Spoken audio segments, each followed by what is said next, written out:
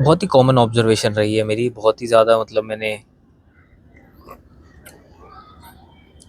इसको ऑब्जर्व कर करके अपनी लाइफ में चेंजेस लाने की कोशिश करें जिनसे मेरी लाइफ बेटर और बेटर हुई है। टाइटल आपने पढ़ा होगा, the path of least resistance lead to misery. ये आज मेरे दिमाग में फिर से एक बार बात आई कि जब हम वॉक कर रहे हैं पाथ ऑफ लीस्ट रेजिस्टेंस पे, suppose when we are crossing a road, और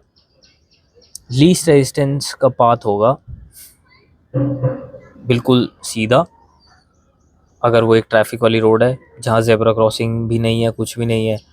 तो आप इंडिया में क्या करोगे? आप सोचोगे सबसे इजी यही है कि बिल्कुल सीधा रोड पे निकल जाओ। बट अक्सर जब आप ऐसी रोड क्रॉस करने की कोशिश कर रहे होते हो जहाँ पे जस्ट 15-20 फुट आगे या थोड़ी सी आगे ज़ेब्रा क्रॉसिंग और यू टर्न प्रॉपर दिया हुआ है जहाँ से आप इजीली क्रॉस कर सकते हो, लेकिन फिर भी आप टाप के जाते हो, विच मीन्स आप अपना रिस्क बढ़ाते हो एक्सीडेंट का। आपको ऐसा लगता है कि you are actually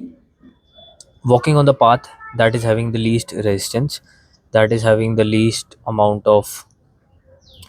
barriers between you and your destination। But ऐसा होता नहीं है।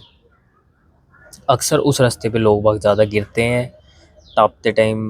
बाउंड्री या बीच का जो भी फुटपाथ होता है, डिवाइडर होता है, उसको टापते टाइम लोग बाग गिरते हैं, लोग बाग गाड़ियों से ठुक जाते हैं, एक्सीडेंट होते हैं एंड वट नॉट। पर यदि आप थोड़ा सा और आगे जाते हो, थोड़ी सी इनिशियल मेहनत करते हो, तो डेस्टिनेशन पे पहुंचना बहुत आसान हो जाता है। इस चीज़ को अपनी लाइफ से हमेशा रिलेट करके देखना कि कोई भी रास्ता जिस पे आप चल रहे हो अपनी लाइफ में, अगर वो बहुत ही इजी है, वो आपको अभी ऐसा लग रहा है कि यार मैं तो बहुत फ्लो में चल रहा हूँ और मैं बहुत बढ़िया काम करने वाला हूँ, कहीं ना कहीं ऐसा होगा कि जब आप उस काम की फाइनल स्टेज पे होगे तो आपको रियलाइज़ होगा कि भाई ये तो गलती हो गई, ये तो मेरी मेहनत, सो कॉल्ड मेहनत, जो कि एक्चुअली में मेहनत थी नहीं, उस रिज़ल्ट के लिए जो आप अपने दिमाग में बना के बैठे थे, वो उस रिज़ल्ट के हिसाब से बहुत कम मेहनत थी। तो आपको रियलाइज़ होता है कि भाई ये तो अपने से हो गई है गलती, अब टाइम जा चुका है।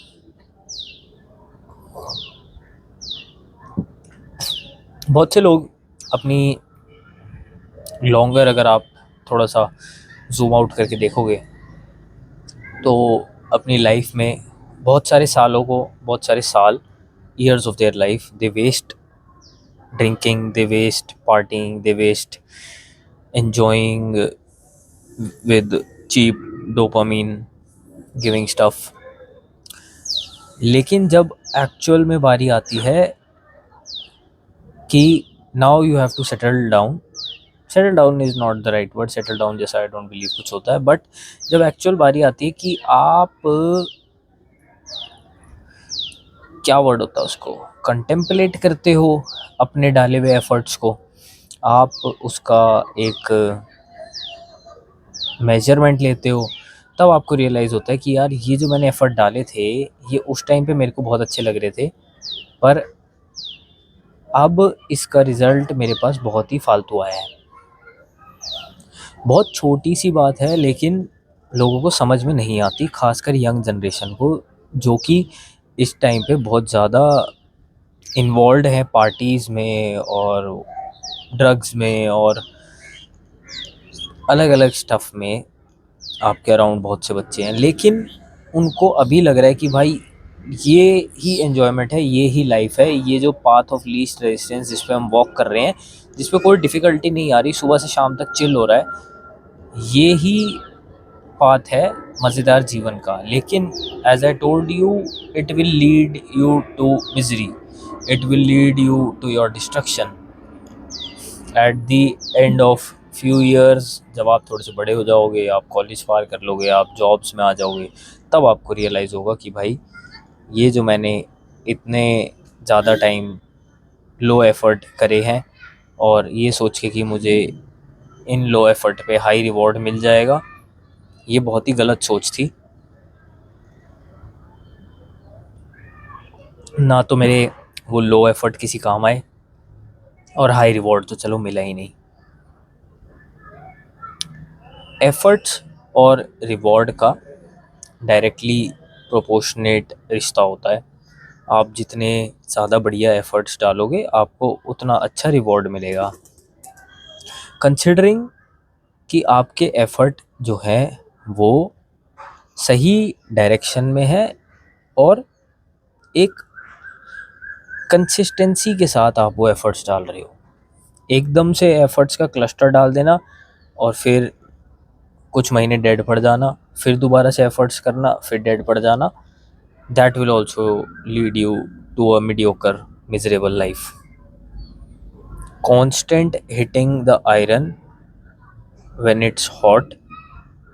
is the only solution. Constantly hitting iron, making it hot and making it melt and making it change its shape will give you the desired result.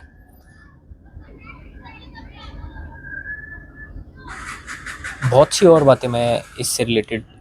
बता सकता हूँ, सोच सकता हूँ, मेरे दिमाग में बहुत अच्छी अच्छी चीज़ें आ रही है, लेकिन